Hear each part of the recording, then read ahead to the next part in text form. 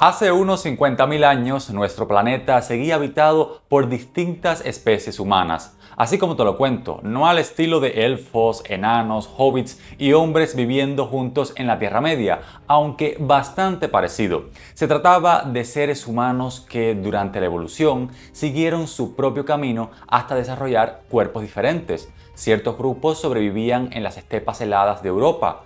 Otros recorrían montañas de Asia que hoy apenas podemos imaginar, y algunos permanecieron aislados durante milenios en islas remotas, por lo que sus cuerpos desarrollaron características que todavía desconciertan a la ciencia. Sin embargo, una tras otra, aquellas especies comenzaron a desaparecer.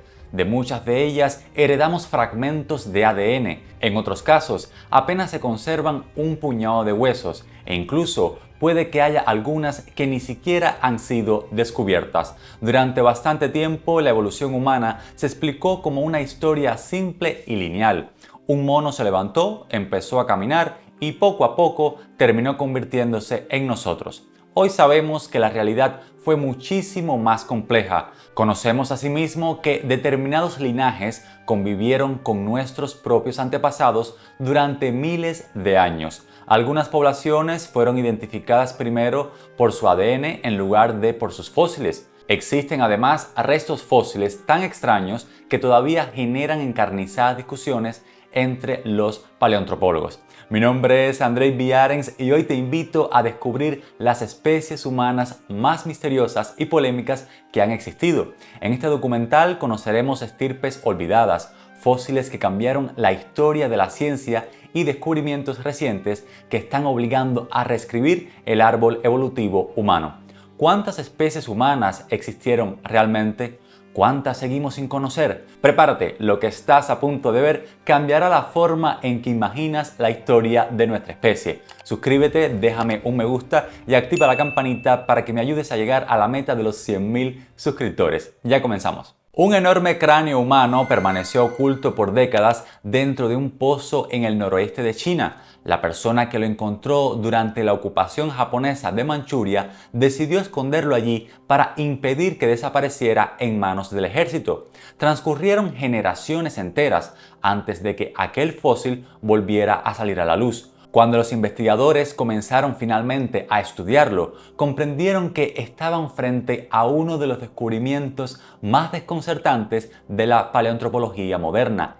El cráneo mostraba una combinación anatómica difícil de encajar dentro de las categorías tradicionales. Tenía un rostro ancho y robusto, enormes arcos superciliares y una capacidad craneal comparable a la de los humanos actuales. Había rasgos que parecían muy antiguos, pero otros recordaban a poblaciones mucho más recientes. En 2021, un grupo de científicos propuso clasificarlo con un nuevo nombre, Homo longi, aunque gran parte del mundo terminó conociéndolo como Dragon Man, o sea, el hombre dragón.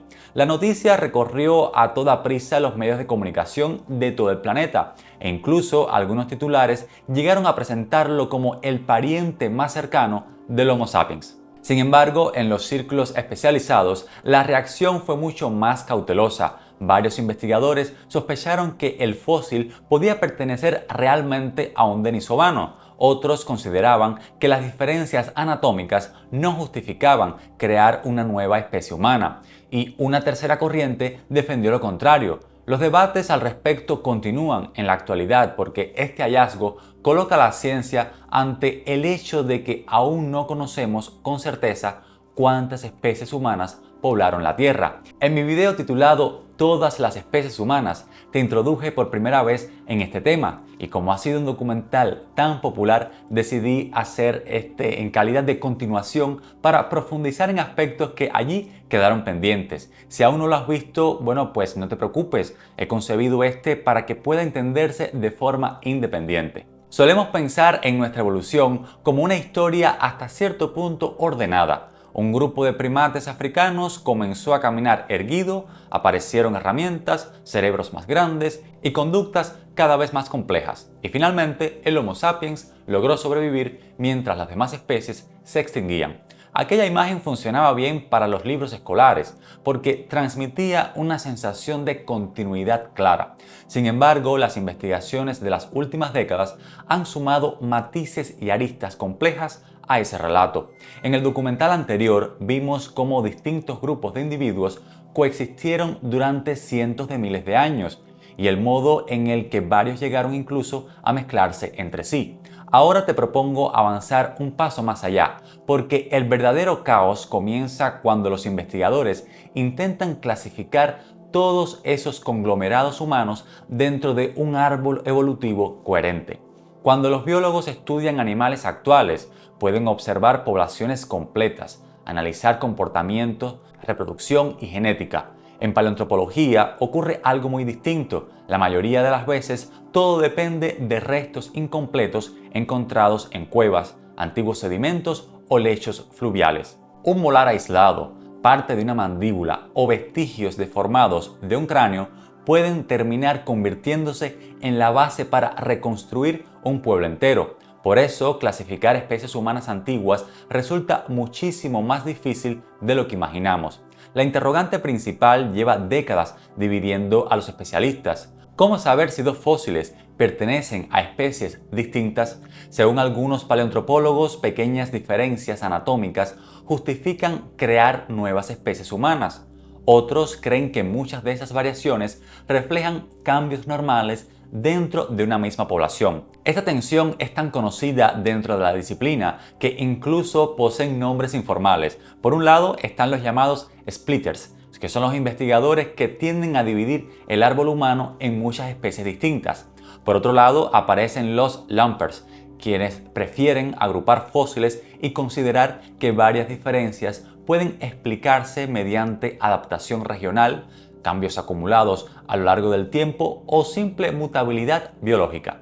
Entonces, dependiendo del criterio utilizado, el número de especies humanas puede aumentar notablemente o reducirse de forma drástica. Uno de los ejemplos más célebres resulta el del Homo habilis. Durante décadas fue presentado como el primer humano verdadero, el fabricante inicial de herramientas y el gran puente entre los Australopithecus y los Homos posteriores.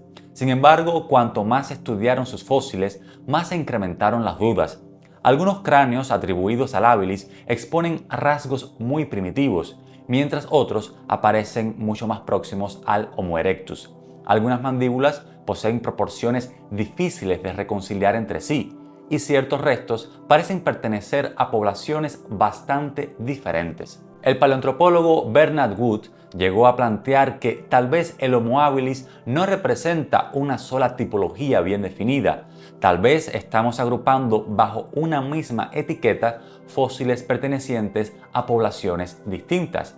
Si la historia tradicional de nuestros orígenes hablaba de una transición relativamente limpia entre Australopithecus, Homo habilis, Homo erectus y al final el Homo sapiens, ahora los registros fósiles apuntan hacia un proceso menos ordenado con varias poblaciones humanas coexistiendo al unísono en distintas regiones de África, algunas conservando rasgos añejos, mientras otras desarrollaban características más modernas. Algo parecido ocurre con el Homo rudolfensis. Hay investigadores que consideran que sus diferencias faciales justifican catalogarlo como una especie independiente. Otros esgrimen que representa una variante más dentro del Homo habilis. Pero tengamos en cuenta que la evolución humana real probablemente nunca obedeció a categorías tan nítidas como las que usamos hoy para clasificarla. Existían poblaciones que podían permanecer aisladas durante miles de años y luego volver a mezclarse. Algunas desarrollaban rasgos propios adaptados a regiones concretas, mientras que otras conservaban cualidades antiguas durante extensos periodos de tiempo. El resultado fue una red compleja de poblaciones humanas donde las fronteras biológicas resultaban mucho menos claras de lo que suponemos. En África, Europa y Asia aparecieron fósiles humanos que desafían casi cualquier clasificación sencilla. Están datados en lo que se conoce como el Pleistoceno medio, entre hace aproximadamente 800.000 y 300.000 años. Unos muestran rasgos cercanos a los neandertales, mientras que otros parecen vinculados al origen del Homo sapiens. Y los hay con combinaciones anatómicas inesperadas. Muchos especialistas llaman a este periodo The Muddle in the Middle, algo así como el gran enredo del medio, y a mi parecer el nombre resulta bastante apropiado. Durante décadas gran parte de esos restos se incluyeron dentro de la categoría llamada como Homo heidelbergensis. Aquella especie comenzó a funcionar casi como un enorme cajón desastre. En Europa, varios fósiles atribuidos al heidelbergensis parecen relacionados con el origen de los neandertales. En África, otros podrían estar vinculados a poblaciones ancestrales de Homo sapiens. Y en ciertos casos, las diferencias anatómicas entre ellos son tan abismales que varios investigadores comenzaron a cuestionar si realmente pertenecían a una misma clase. Chris Stringer, una de las figuras más importantes de la paleoantropología moderna, ha reiterado que el Homo heidelbergensis se tornó una categoría demasiado ambigua, y cada vez más son los especialistas que coinciden en el que el término perdió precisión científica debido a su uso tan amplio. Eso ha generado que los mismos fósiles cambien de especie dependiendo del investigador que los estudie. Las especies humanas, pues, no constituyen únicamente entes biológicos delimitados con perfección. También son herramientas científicas creadas para intentar ordenar un pasado fragmentado. En este sentido, la aparición de la genética implicó una revolución mayor. El descubrimiento de los denisovanos modificó sustancialmente las reglas del juego. Ya publiqué un documental sobre ellos, por tanto, ahora me centraré en subrayar el impacto metodológico de aquel hallazgo. Por largo tiempo, los paleoantropólogos dependieron casi exclusivamente de fósiles visibles, cráneos, mandíbulas, dientes y esqueletos. Denisova cambió eso para siempre. De pronto, una especie humana completa podía identificarse a partir de trazas mínimas de ADN. Se abrió así una posibilidad impresionante y provocadora. Tal vez existieron muchos más tipos de individuos de los que imaginamos, grupos cuyos fósiles jamás encontraremos completos y que quizás sobreviven solo como señales genéticas dispersas. En 2017, investigadores lograron recuperar ADN humano desde sedimentos en la cueva Denisova, en Rusia. El suelo conservaba rastros genéticos de poblaciones humanas antiguas, incluso en zonas donde no aparecían huesos identificables. El hallazgo transformó la disciplina porque significaba que partes enteras de la historia humana podían pertenecer ocultas bajo tierra sin necesidad de fósiles visibles. A partir de entonces comenzó a utilizarse con más frecuencia el término humanidades fantasma. Esta expresión se refiere a poblaciones humanas detectadas indirectamente mediante genética, pero difíciles de relacionar con restos anatómicos concretos.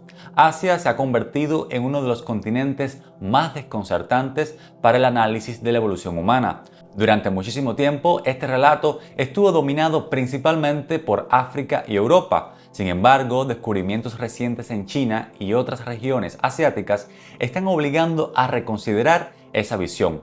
Fósiles como los de Dali, Huxiangyao, Jinyushuang o Harbin dan fe de combinaciones anatómicas difíciles de encasillar. Pueden verse desde individuos que poseen cerebros grandes y rostros robustos, hasta rasgos que recuerdan tanto a neandertales como a sapiens.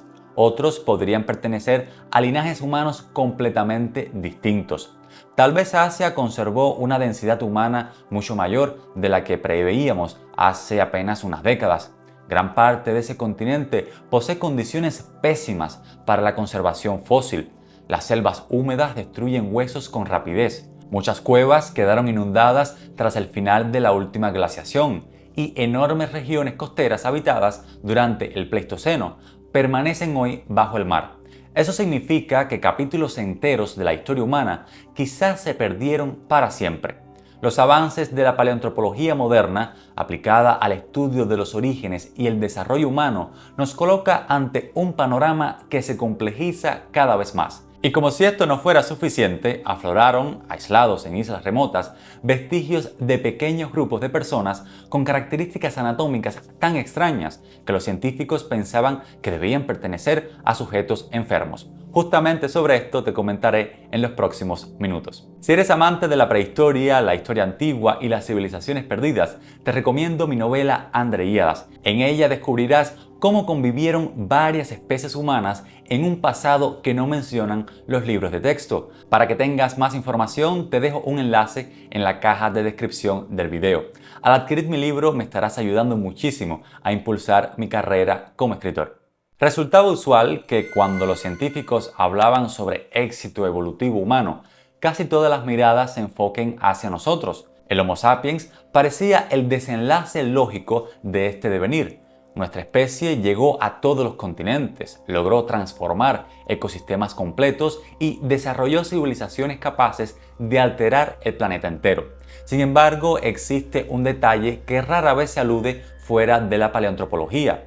El Homo sapiens lleva sobre la Tierra alrededor de 300.000 años, mientras que el Homo erectus, por ejemplo, sobrevivió cerca de 1,5 millones de años. La diferencia es descomunal. Si nuestra especie desapareciera mañana mismo, el Homo erectus seguiría siendo muchísimo más duradero que nosotros. De modo que es lógico que nos preguntemos, ¿y si la humanidad más exitosa de la historia no fuimos nosotros? El Homo erectus apareció en África hace aproximadamente entre 1,9 y 2 millones de años. Sus primeros representantes surgieron en un mundo muy distinto al actual. El continente madre atravesaba cambios climáticos significativos. Los paisajes se transformaban y las poblaciones humanas tempranas debían adaptarse a entornos cada vez más variables. En ese contexto aparecieron sujetos con cuerpos más altos, piernas alargadas y una movilidad muy superior a la de especies precedentes. Aquella transformación tuvo consecuencias de envergadura. Los Australopithecus habían permanecido relativamente limitados a ciertos ecosistemas africanos, pero el Homo erectus comenzó a desplazarse de una forma distinta. Su anatomía estaba mucho mejor preparada para recorrer largas distancias bajo climas cálidos y abiertos. Algunos investigadores consideran que justo ahí radicó una de sus grandes ventajas evolutivas. No dominaban el mundo mediante tecnología espectacular, lo hacían moviéndose. Y esa capacidad cambió la historia humana. Los fósiles hallados en Manisi, en Georgia, muestran que poblaciones relacionadas con el Homo erectus ya habían abandonado África hace unos 1,8 millones de años. Aquello ocurrió muchísimo antes de lo que por décadas se creyeron muchos científicos. Esto quiere decir que un grupo humano relativamente temprano fue capaz de dispersarse con rapidez hacia nuevos territorios euroasiáticos. No se trató de una expansión puntual, pues durante cientos de miles de años distintas poblaciones erectus ocuparon regiones inmensas del planeta como África Oriental, el Cáucaso, China, Indonesia y algunas zonas del sur asiático. Nadie anteriormente había conseguido algo semejante. Es preciso recordar también que aquellos desplazamientos ocurrieron en un planeta hostil. Cambios climáticos bruscos, el acecho de grandes depredadores, enfermedades, volcanes y ecosistemas impredecibles formaban parte inseparable de la vida cotidiana. Sobrevivir durante cientos de miles de años ya habría sido impresionante. El Homo erectus alcanzó esa hazaña muchísimo más tiempo. Nuestra mentalidad moderna suele asociar el éxito evolutivo con la innovación permanente. Imaginamos que una humanidad avanzada debe cambiar constantemente sus utensilios, comportamientos y estrategias.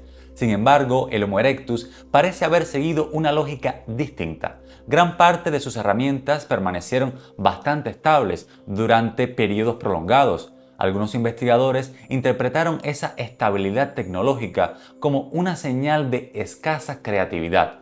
Hoy, varios especialistas aseguran que tal vez esos instrumentos permanecieron invariables porque funcionaban de modo excelente. El bifaz achelense resulta uno de los mejores ejemplos.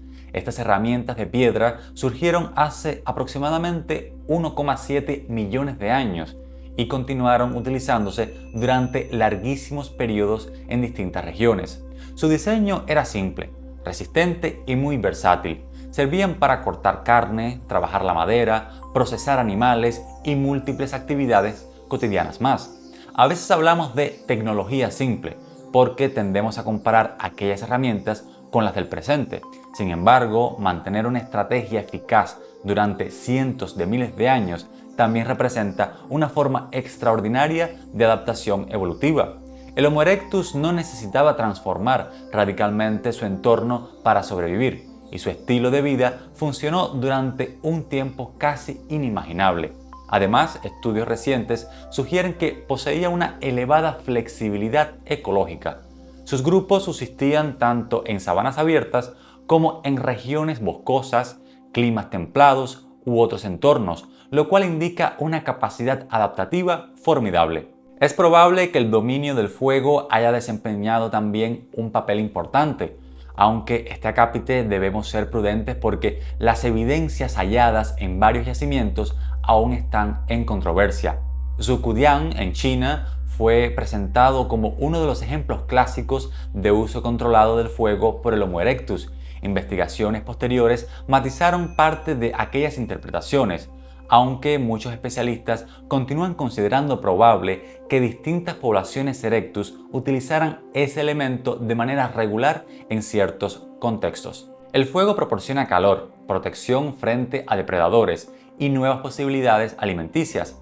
Cocinar modifica la digestión humana y permite aprovechar mejor determinados recursos. Además, la luz nocturna prolonga actividades sociales después del anochecer.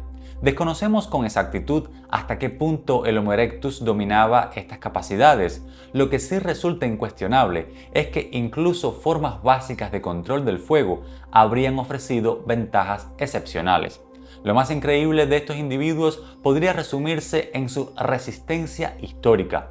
Durante parte de su existencia en el planeta ocurrieron glaciaciones, colosales transformaciones ecológicas y alteraciones constantes del nivel del mar. Aún así, ellos persistieron durante más de 1.000.000 de años, por lo que personifican una de las estrategias evolutivas más exitosas jamás desarrolladas por nuestro linaje. Hagamos ahora zoom en las poblaciones de Erectus radicadas en el área asiática y detengámonos en Java, un sitio casi mítico en el ámbito de la paleoantropología. Allí, a finales del siglo XIX, el anatomista y paleoantropólogo neerlandés Eugène Debois encontró los fósiles que contribuyeron a consolidar la idea de un grupo humano antiguo intermedio entre simios y los hombres y mujeres modernos. Aquellos restos terminaron convirtiéndose en uno de los pilares históricos del Homo erectus clásico. Java continuó generando descubrimientos importantes durante décadas posteriores. Algunas poblaciones relacionadas con el Homo erectus sobrevivieron allí en fechas muy retardadas. Los fósiles de Gandón, encontrados junto al río Solo, continúan siendo objeto de debate cronológico. Sin embargo, varias investigaciones sugieren que ciertos grupos pudieron persistir en Indonesia hasta hace relativamente poco tiempo en términos prehistóricos. Esas conclusiones cambian mucho nuestra percepción del pasado, porque durante parte del Pleistoceno tardío, distintas humanidades de seguro coexistían en Asia. Algunas provenían de antiguas expansiones de Erectus, otras pertenecían a descendencias diferentes. Más tarde aparecerían el Homo sapiens y quizás denisovanos en determinadas regiones. Varias categorías de humanos posteriores desarrollaron adaptaciones muy concretas frente a determinados entornos. Los neandertales, por ejemplo, estaban preparados para ciertos ecosistemas euroasiáticos fríos. El Homo floresiensis evolucionó bajo condiciones insulares muy específicas y hubo poblaciones que quedaron parcialmente aisladas durante largos periodos. El Homo erectus, en cambio, parece haber mantenido una estrategia flexible y estable basada en movilidad, el empleo de herramientas eficaces, una eficaz capacidad de adaptación ecológica, la cooperación básica y una notable expansión territorial. No obstante, incluso seres tan exitosos desaparecieron, pues el éxito evolutivo nunca garantiza permanencia eterna. No sabemos a ciencia cierta cómo ocurrió ese proceso en cada una de las regiones. Transformaciones ecológicas, reinserción en nuevas expansiones humanas o la reducción demográfica causada por un excesivo aislamiento son algunos de los factores que pudieron haber condicionado la extinción del Homo erectus. Durante las glaciaciones, el nivel del mar descendía tanto que creaba conexiones terrestres parciales entre distintas regiones. Luego el agua subía nuevamente y muchas poblaciones quedaban otra vez aisladas. Ese proceso pudo fragmentar grupos humanos durante miles de años, favoreciendo trayectorias evolutivas independientes. Algunos investigadores consideran incluso que ciertos individuos posteriores podrían descender de antiguas poblaciones relacionadas con los Erectus. Si eso es correcto, entonces parte de la historia Erectus continuó transformándose durante muchísimo más tiempo del que habíamos calculado. Si estás disfrutando de los videos de este canal y deseas tener acceso a más documentales, te invito a suscribirte a mi Patreon. En esta plataforma comparto contenido exclusivo y publico con antelación mis videos de YouTube. Al registrarte estarás contribuyendo a la sostenibilidad de este proyecto. Por eso quiero dar las gracias a todos mis mecenas y a los miembros de pago del canal por el apoyo. Desde aquí les mando un abrazo. Si deseas unirte a esta linda comunidad, te dejo el enlace en la descripción del video. El Homo erectus parecía ocupar la cima en cuanto a las categorías más sólidas de toda la evolución humana. Ellos habían abandonado África, fueron los primeros en plantar raíces en Eurasia y lograron dominar amplias regiones del planeta en una etapa especialmente hostil. Mientras otras poblaciones fluctuaban, ellos se mantenían y esa estabilidad los inscribió como una pieza fundamental de los manuales de paleoantropología durante gran parte del siglo XX. Hoy, varios especialistas sospechan que el Homo erectus podría ocultar una diversidad muchísimo mayor de lo que se supuso hasta hace apenas unas décadas. La razón de esta duda está dada por el hecho de que durante mucho tiempo se empleó un mismo nombre para clasificar restos humanos separados por casi 2 millones de años y distribuidos en áreas tan mayúsculas que abarcan desde África Oriental hasta Indonesia. Aplicado a cualquier otro grupo animal, una dispersión temporal y geográfica de tal magnitud habría llevado a dividir aquellas poblaciones en múltiples especies distintas. Sin embargo, en paleoantropología, el término Homo erectus terminó funcionando como una sombrilla bajo la cual se cobijaron fósiles muy dispares. A criterio de algunos investigadores, las poblaciones africanas más antiguas deberían clasificarse como Homo ergaster y no como Homo erectus. Otros creen que esa separación exagera diferencias anatómicas relativamente normales dentro de un mismo linaje evolutivo.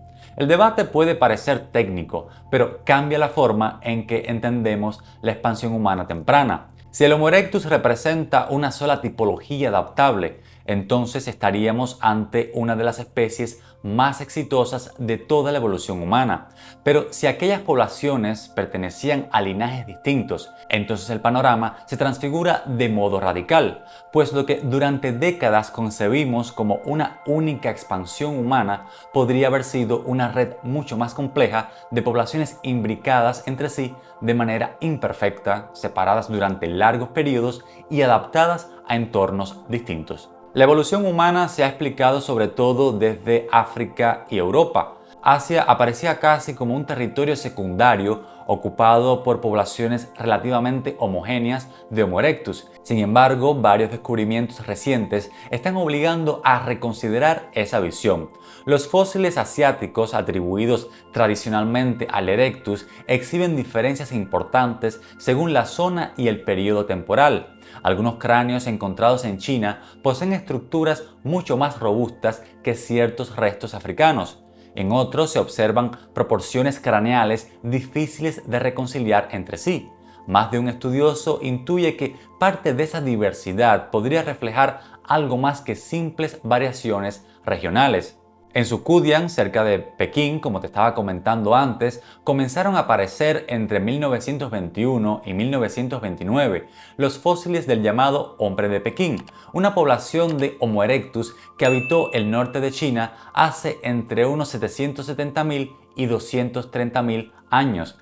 Aquellos descubrimientos demostraron que esta humanidad había logrado adaptarse a ambientes muy distintos de los africanos donde se originó y ayudaron a reconstruir una historia evolutiva que continuaría en Asia durante cientos de miles de años más. Se trata de un conjunto de fósiles que durante décadas ayudaron a consolidar la imagen clásica del Homo erectus asiático. Aquellos cráneos daban fe de individuos robustos, adaptados a condiciones climáticas variables y asociados a herramientas en gran medida muy simples. Zhoukoudian se convirtió casi en el modelo estándar de cómo debía verse el Homo erectus en Asia. En plena Segunda Guerra Mundial, mientras China enfrentaba la invasión japonesa y el conflicto se extendía por Asia Oriental, los restos desaparecieron durante un traslado. Hasta hoy nadie sabe con certeza qué ocurrió con ellos. Se manejan hipótesis que los dan por destruidos a causa de la guerra o hundidos junto a algún convoy militar. E incluso hay quienes albergan la esperanza de que permanezcan olvidados en alguna colección privada o almacén perdido. De lo que sí no cabe duda es que el extravío de aquellos fósiles repercutió sensiblemente en la paleoantropología moderna. Gran parte de las investigaciones actuales dependen de reevaluar materiales antiguos utilizando nuevas tecnologías, reconstrucciones tridimensionales, análisis digitales del cráneo interno, estudios microscópicos y comparaciones estadísticas mucho más sofisticadas. Cuando los fósiles originales se pierden, lo hace también parte de nuestra capacidad para reinterpretar presunciones anteriores. En septiembre de 2003, un equipo de arqueólogos trabajaba dentro de la cueva Liang Bua en la isla indonesia de Flores. El sitio llevaba años siendo excavado porque los investigadores sospechaban que podía conservar restos muy antiguos de ocupación humana. Sin embargo, nadie esperaba encontrar algo capaz de trastocar la imagen tradicional de la evolución humana. Entonces apareció un esqueleto inusualmente pequeño. Al principio, los investigadores pensaron que podía pertenecer a un niño, pero pronto comprendieron que los huesos correspondían a una mujer adulta de unos 30 años. Medía cerca de 1 metro de altura y poseía un cerebro muy reducido, de apenas 400 centímetros cúbicos. Aquella capacidad craneal era comparable a la de algunos homínidos africanos muchísimo más antiguos. Y aún así, los restos aparecían asociados a herramientas de piedra a las que podrían atribuirse ciertos niveles de sofisticación. Parecía una combinación incompatible. El hallazgo fue publicado en 2004 en la revista Nature y muy pronto el nuevo humano recibió un nombre oficial: Homo floresiensis. La reacción de parte de la comunidad científica rozó lo despiadado. Varios especialistas rechazaron de inmediato la idea de una nueva especie humana. Algunos alegaban que el esqueleto pertenecía a un Homo sapiens moderno afectado por microcefalia. Otros propusieron síndromes genéticos, trastornos del crecimiento o alteraciones endocrinas. Durante años, el debate se convirtió en uno de los más intensos de la paleoantropología reciente. Aceptar el Homo floresiensis implicaba admitir que hubo individuos con un cerebro pequeñísimo que habría sobrevivido hasta fechas muy cercanas.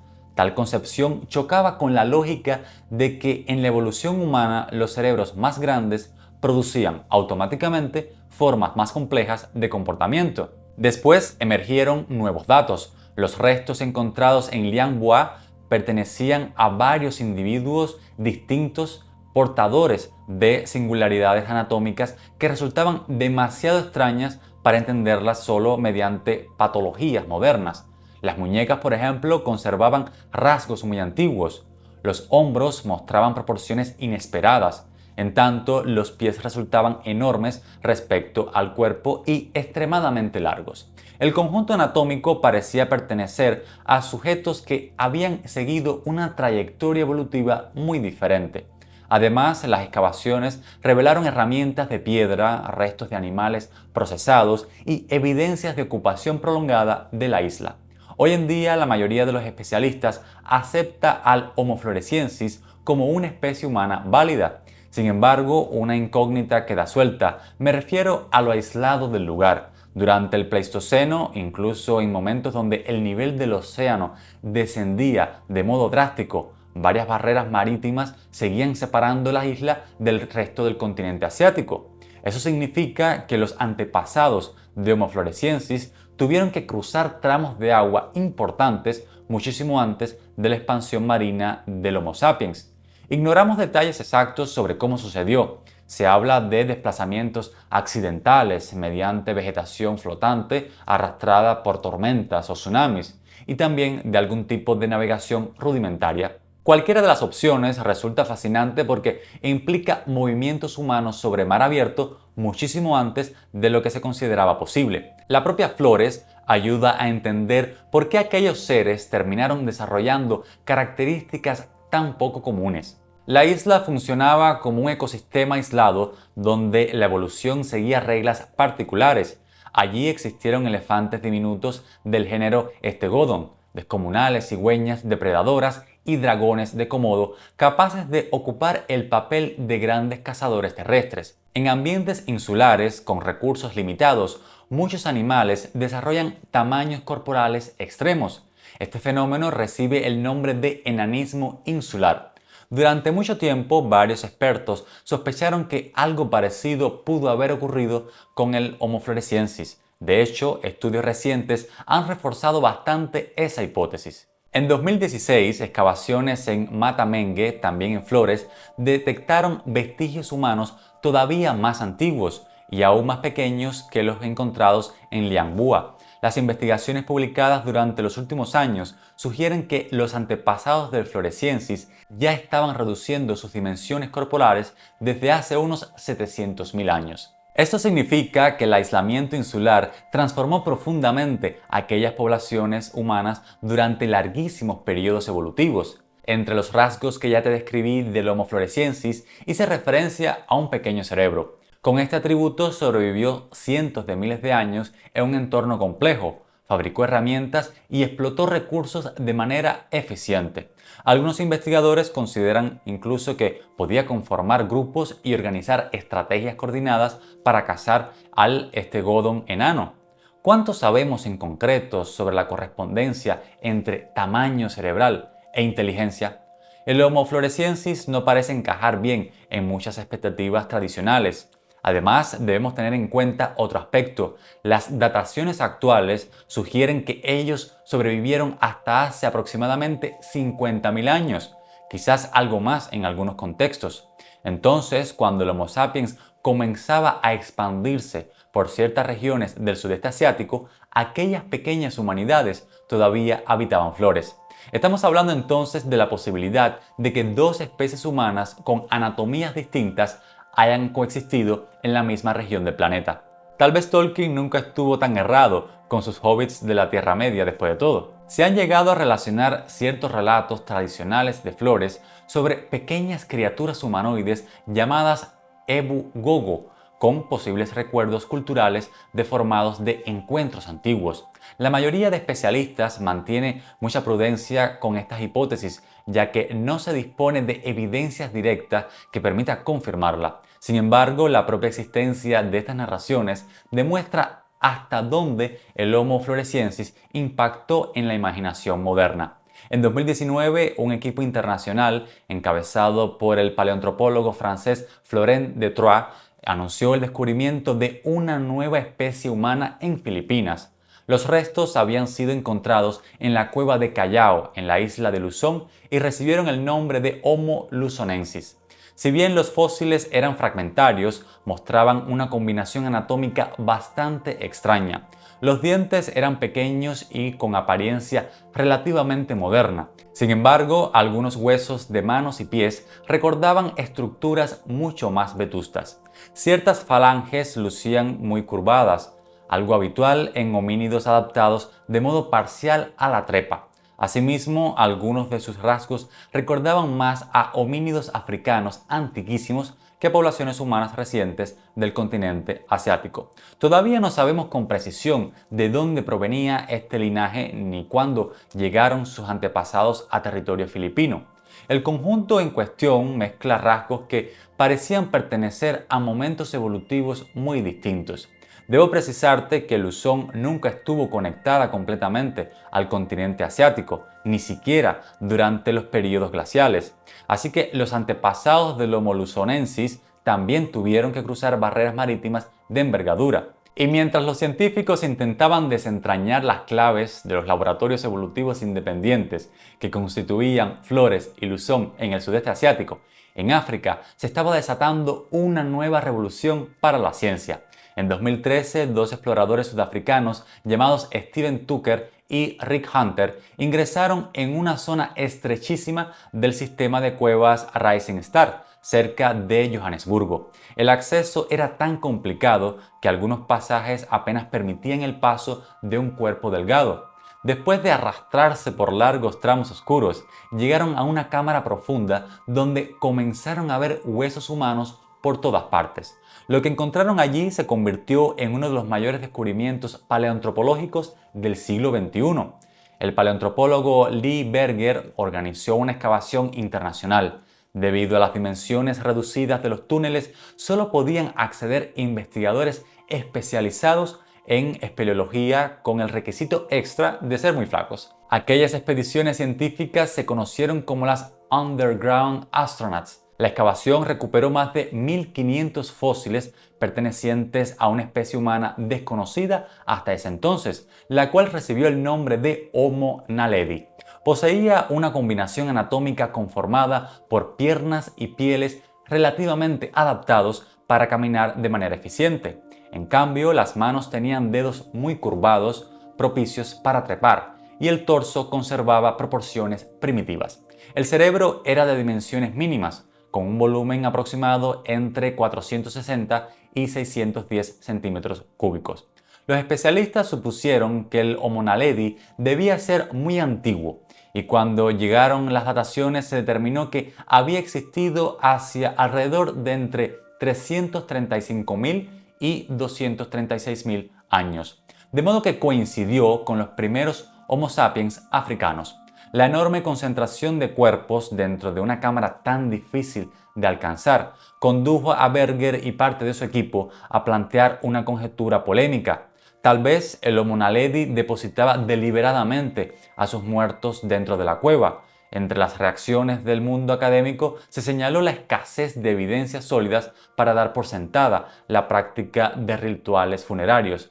¿Cómo explicar entonces la acumulación de tantos cuerpos en un sitio tan inaccesible mediante procesos naturales simples? Me gustaría leer tu opinión en los comentarios. En paleoantropología existe un fenómeno curioso que rara vez se menciona fuera del mundo intelectual. Cada cierto tiempo aparece un fósil extraño. Los medios de prensa anuncian el descubrimiento de una nueva especie humana y durante unas semanas parece que el árbol evolutivo acaba de cambiar para siempre.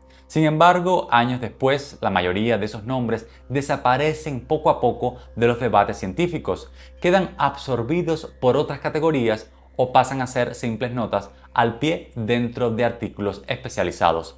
Esto ocurre mucho más de lo que cree la mayoría. La historia de la evolución humana está llena de especies propuestas que después fueron rechazadas, fusionadas u olvidadas. Algunas se desestimaron porque los fósiles estaban demasiado fragmentados. Otras, debido a que nuevos descubrimientos certificaron que aquellas diferencias anatómicas no eran tan excepcionales, o incluso a causa de que distintos investigadores interpretaban los mismos huesos de manera opuesta. Eso motiva a reflexionar acerca de la cantidad de especies humanas que nos hemos inventado más que sobre cuántas existieron en verdad. Los paleoantropólogos trabajan casi siempre con evidencia incompleta. Un cráneo deformado, una mandíbula aislada o un puñado de dientes son fracciones de un todo que terminan siendo las bases para acuñar una nueva categoría evolutiva. Por tanto, dos investigadores pueden observar exactamente los mismos restos y llegar a conclusiones desiguales. Lo que para uno será novedad, el otro lo interpretará apenas como una variación dentro de una población ya conocida. Se impone una acotación acerca del prestigio académico. Este tipo de hallazgo otorga notoriedad internacional, publicaciones importantes y un destaque permanente dentro de la historia de la disciplina. No es casualidad que muchos debates taxonómicos se vuelvan tan intensos. En algunos casos, detrás de una discusión aparentemente técnica, también existen carreras profesionales, financiación universitaria, equipos de investigación y décadas enteras de trabajo científico. Claro, esto no quiere decir que los paleoantropólogos inventen especies, sino que te intento explicar cómo funcionan las peculiaridades de las disciplinas. Retomemos nuestro principal hilo conductor. La evolución humana real produjo poblaciones muy variables y parcialmente conectadas entre sí. Sin embargo, nosotros intentamos ordenar ese pasado utilizando categorías modernas que no siempre encajan bien con la complejidad biológica y evolutiva que muestran los fósiles. El caso del Homo gautengensis ilustra bien mi anterior planteamiento. Ese nombre apareció en 2010 cuando el paleoantropólogo Darren Curnow propuso agrupar varios fósiles sudafricanos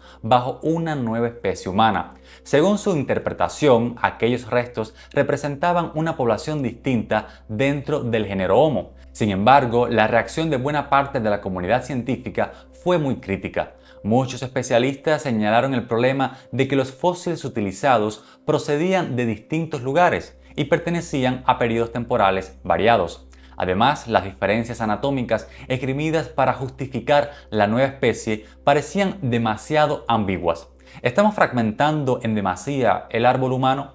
Esta parecía ser una tendencia. Mientras se suman descubrimientos, aumenta el afán de hacer de pequeñas diferencias anatómicas el motivo para proponer nuevas especies humanas.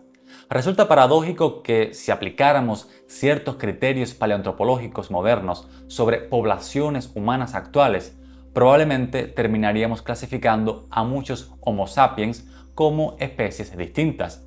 Las diferencias corporales entre poblaciones modernas son significativas. Altura, robustez ósea, rasgos faciales, adaptación climática y proporciones corporales cambian muchísimo entre regiones diferentes del planeta. Sin embargo, nadie duda de que seguimos perteneciendo a una misma especie. ¿Cuánto contraste anatómico hace falta para afirmar de manera categórica que estamos en presencia de una nueva clase de individuos? Hay una respuesta para cada investigador. Están los paleoantropólogos que prefieren agrupar fósiles dentro de categorías amplias y los que tienden a dividirlas en todo momento. Ambos enfoques poseen argumentos razonables. La evolución humana no funcionó mediante fronteras perfectamente definidas. Distintas poblaciones podían permanecer aisladas durante miles de años y luego volver a mezclarse.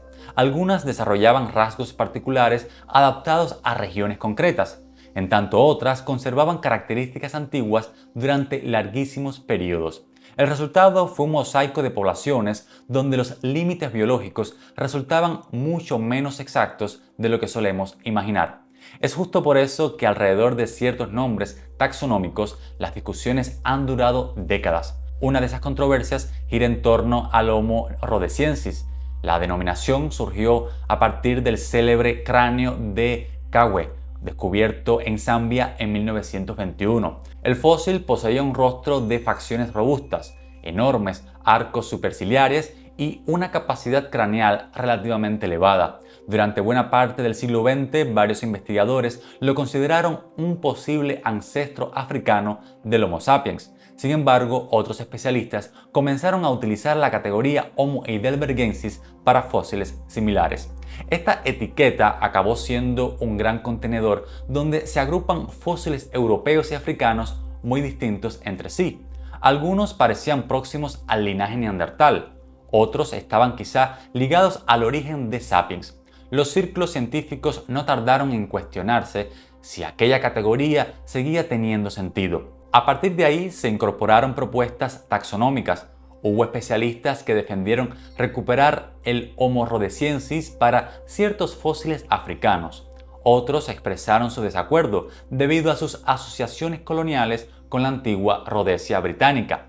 En 1921 apareció incluso una nueva propuesta llamada Homo bodoensis, creada para reorganizar parte de este caos taxonómico. No podemos pasar por alto que las categorías taxonómicas son herramientas humanas y como tal resultan al unísono útiles e imperfectas. Además, existen otros factores capaces de distorsionar muchísimo el análisis fósil, el dimorfismo sexual, por ejemplo. En algunas especies animales, machos y hembras presentan diferencias corporales abismales. Si solo encontráramos sus esqueletos incompletos, millones de años después, quizás terminaríamos clasificándolos como especies distintas. La edad también altera la anatomía. Un individuo joven puede mostrar proporciones diferentes respecto a un adulto. Algunas enfermedades deforman el crecimiento óseo. la alimentación modifica mandíbulas y dientes. Incluso las condiciones ambientales pueden transformar determinadas características físicas en el transcurso de generaciones. Todas estas variables vuelven muy difícil decir dónde termina la variación normal y en qué punto comienza otra especie humana. Y aún así, el número de categorías sigue creciendo. En este mismo audiovisual hemos repasado las más difundidas durante las últimas décadas, al tiempo que hemos esclarecido sobre aquellas que han caducado por carecer de validez científica. Pero se trata de una lid que apenas inicia, pues las innovaciones tecnológicas están modificando la manera en la que analizamos nuestro pasado remoto. Por ejemplo, la paleoproteómica permite identificar relaciones evolutivas utilizando proteínas antiguas conservadas en dientes y huesos muy degradados. Gracias a estas técnicas fue posible relacionar la mandíbula tibetana de Baishakars con los denisovanos incluso sin ADN viable. Hace apenas 30 años parecía imposible recuperar información genética de humanos extintos. Hoy, en cambio, los laboratorios especializados reconstruyen parentescos complejos a partir de fragmentos moleculares ínfimos. El ADN ambiental se erige como una de las disciplinas que sobresale a la vanguardia. En algunas cuevas, los investigadores ya pueden detectar presencia humana desde el sedimento, incluso cuando no existen restos tangibles. Empleando estas herramientas, las futuras generaciones de paleoantropólogos podrían identificar poblaciones humanas completas sin necesidad de encontrar un solo esqueleto. La inteligencia artificial también empieza a desempeñar un rol muy valioso. Algunos sistemas son capaces de comparar miles de estructuras anatómicas a la vez, detectar patrones invisibles para el ojo humano y reconstruir digitalmente fósiles deformados. Sin embargo, estos instrumentos producen un efecto paradójico, dado que, lejos de simplificar la genealogía humana, están complicándola cada vez más. Cada nueva técnica revela conexiones inesperadas, poblaciones mezcladas y relaciones evolutivas difíciles de ordenar mediante las categorías clásicas. Eso podría deformar o reemplazar muchas de las clasificaciones aceptadas en la actualidad. Quizá dentro de 20 años haya denominaciones que desaparezcan de los libros, otras se fusionarán, se bifurcarán en varias tipologías o surgirán algunas impensadas hoy. El futuro de la paleoantropología tal vez no consiste en establecer una lista definitiva de especies humanas. Puede que ocurra lo contrario, y mientras mayores sean los avances en esta materia, resulta más evidente la imposibilidad de atar la evolución humana a etiquetas rígidas. Cuando el genetista Svante Pääbo y su equipo comenzaron a reconstruir el ADN neandertal en el Instituto Max Planck de Antropología Evolutiva, una de las primeras sorpresas no estuvo relacionada con inteligencia, herramientas ni capacidades simbólicas. Lo que les asombró fue el tamaño real de las poblaciones. Muchos documentales nos muestran Eurasia como un territorio ocupado por un elevado número de neandertales distribuidos de manera continua. Sin embargo, los datos genéticos empezaron a mostrar que varias poblaciones humanas antiguas vivían en grupos pequeñísimos y separados entre sí por enormes distancias. En 2022, un estudio dirigido por el genetista evolutivo danés Laurits Skov y publicado en Nature examinó el ADN de 13 neandertales hallados en la cueva de Chagirskaya en Siberia. Aquella comunidad mostraba menguados niveles de diversidad genética. Los investigadores estimaron que el grupo completo quizás estaba compuesto por apenas entre 10 y 20 individuos muy relacionados. Esto tiene consecuencias devastadoras, pues las poblaciones pequeñas son mucho más vulnerables ante cualquier crisis ambiental o demográfica. Una caída en natalidad, varios inviernos duros o la pérdida de algunos adultos reproductivos pueden poner en serio riesgo la supervivencia del grupo. Además, cuando el aislamiento se prolonga demasiado, aumentan los problemas asociados a la endogamia. Señales en esa dirección aparecen repetidamente en varios genomas neandertales.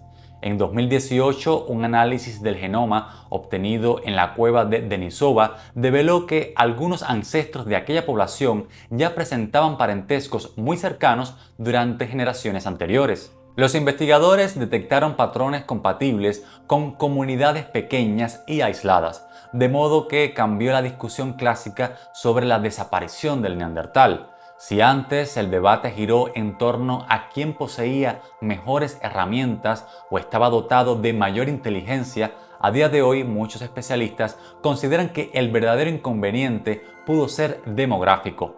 El declive de un grupo humano, por adaptado que sea, puede acelerarse si sus poblaciones se vuelven demasiado reducidas y fragmentadas. El final del Pleistoceno fue una etapa ruda para poblaciones pequeñas. Los núcleos de hielo extraídos en Groenlandia muestran que el clima del hemisferio norte atravesó alteraciones abruptas durante decenas de miles de años. Los llamados efectos Dansgaard-Ogier, caracterizados por rápidos aumentos y descensos de temperatura en periodos relativamente breves, provocaban cambios importantes en los niveles de precipitaciones y en la distribución de los ecosistemas. A eso se sumaban los eventos Heinrich, asociados al colapso de enormes masas de hielo en el Atlántico Norte. Como consecuencia, algunos paisajes europeos podían transformarse sustancialmente en apenas unas pocas generaciones humanas, afectando directamente a la fauna de la que dependían muchas poblaciones. Los estudios isotópicos realizados por el paleobiólogo Hervé Bocherens y el arqueólogo y bioquímico Michael Richards muestran que muchos grupos neandertales dependían de grandes herbívoros como bisontes, renos y caballos salvajes. Sin embargo, cuando los ecosistemas comenzaron a volverse más inestables, las poblaciones animales también modificaron su distribución y mermó su abundancia. En una comunidad numerosa, esos cambios pueden compensarse mejor. En grupos pequeños y dispersos, el margen de supervivencia disminuye de modo abrumador. Además, algunos modelos climáticos recientes sugieren que varias regiones de Eurasia Occidental sufrieron fragmentación ecológica durante fases especialmente frías y secas. Por ende, los territorios anteconectados quedaron separados por zonas cada vez más fatigosas de atravesar y las poblaciones humanas terminaban entonces aisladas en refugios ecológicos pequeños. Eso dificultaba mantener la diversidad genética a largo plazo. Se acababa de integrar un aspecto nuevo determinante para comprender la evolución humana. Se une a factores como las capacidades cognitivas y tecnológicas, la estadística poblacional. Una población de miles de individuos posee mucha más resiliencia que otra formada por unas pocas decenas de personas dispersas en territorios enormes. Aquí hallamos una diferencia importante con el Homo sapiens. Varios estudios genéticos sugieren que las poblaciones sapiens africanas mantuvieron conectividad mucho mayor durante largos periodos de tiempo. Eso no significa que vivieran unificadas u organizadas como una sola sociedad, sino que distintos grupos mantenían contactos bastante frecuentes, intercambiaban individuos y conservaban mejor la diversidad genética. El arqueólogo Chris Stringer ha insistido además en otro punto importante. Las poblaciones sapiens tempranas explotaban ambientes muy distintos entre sí. Las comunidades costeras utilizaban recursos marinos y se alimentaban en parte de la pesca y los mariscos, mientras que algunas se ubicaban en las regiones interiores más secas y su dieta era más balanceada.